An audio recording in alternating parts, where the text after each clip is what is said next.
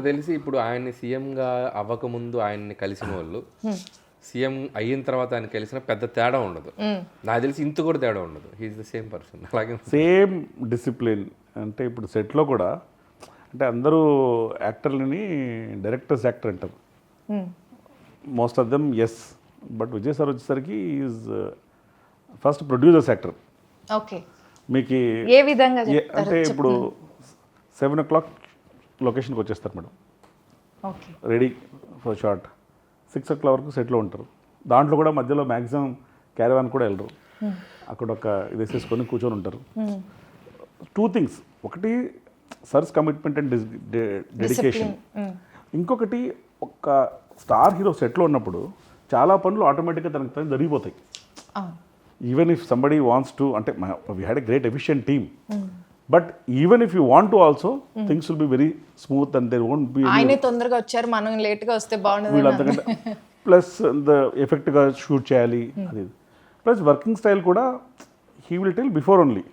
అంటే ప్యాటర్న్ ఏంటంటే 1st of every month to 20th of every month he'll shoot. Okay, 20 days. Okay.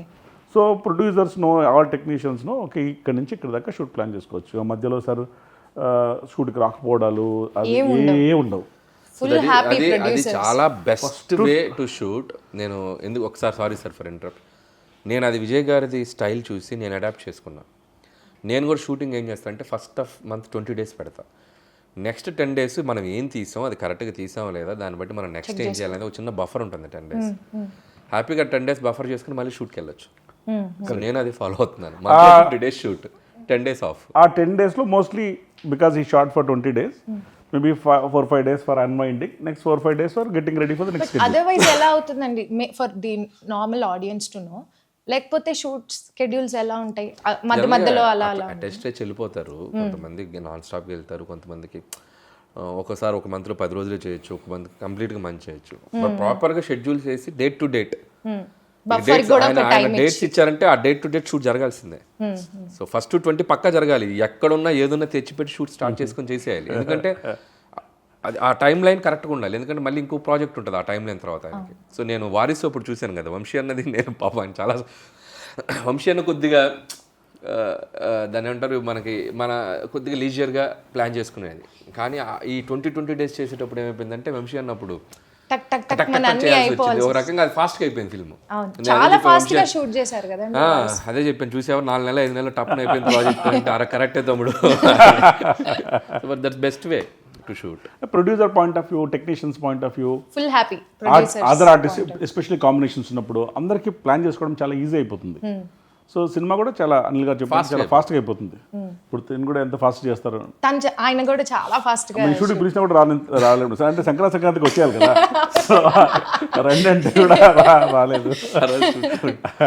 Sir ఇప్పుడు ఈ topic వచ్చింది కాబట్టి ఆనరబుల్ చీఫ్ మినిస్టర్ విజయ్ గారు షూట్ అయ్యేటప్పుడు మధ్యలో ఏమైనా ఇన్వాల్వ్మెంట్ ఉంటుందా, ఈ సీన్ ఇలా ఉంటే బాగుంటుంది లేకపోతే ఇలా, అలాంటి ఏమైనా కన్స్ట్రక్టివ్ సజెషన్స్ ఏమైనా ఉంటాయండి? ఉంటాయి మేడం, డెఫినెట్గా.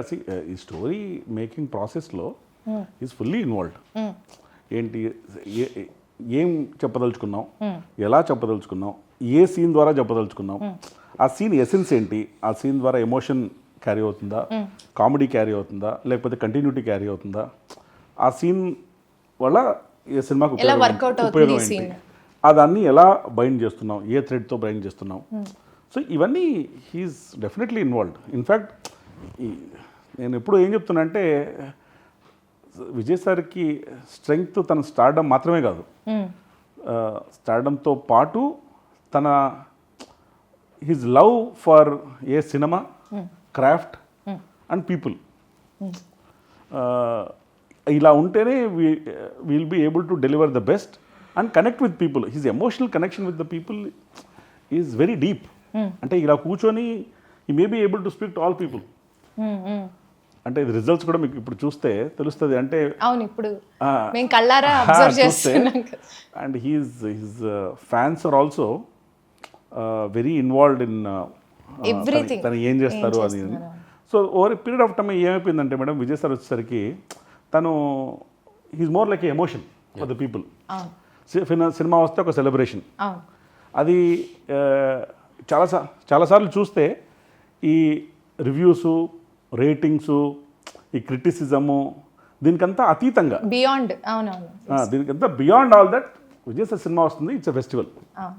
అంటే నేను ఒకసారి డిస్ట్రిబ్యూషన్లతో మాట్లాడుతూ, నేను మలేషియా ఈవెంట్లో కూడా చెప్పాను, మాట్లాడుతూ అడిగాను, అంటే నేను ఫస్ట్ ఇది మా కేవన్ ప్రొడక్షన్కి ఫస్ట్ తమిళ సినిమా, మాట్లాడుతూ ఎప్పుడు రావాలి, ఎప్పుడు రిలీజ్ చేయాలి, దివాళీకి రావాలా, దసరాకి రావాలా, ఎప్పుడు వస్తే అప్పుడు పొంగల్ అంటే ఏ పండుగ వస్తే అదే బాగుంటుంది, పండగ. మీరు ఎప్పుడు వస్తే అప్పుడే పండుగ అన్నారు. అది మీ కాలజ్ఞానం ప్రకారం ఇప్పుడు వస్తున్నాము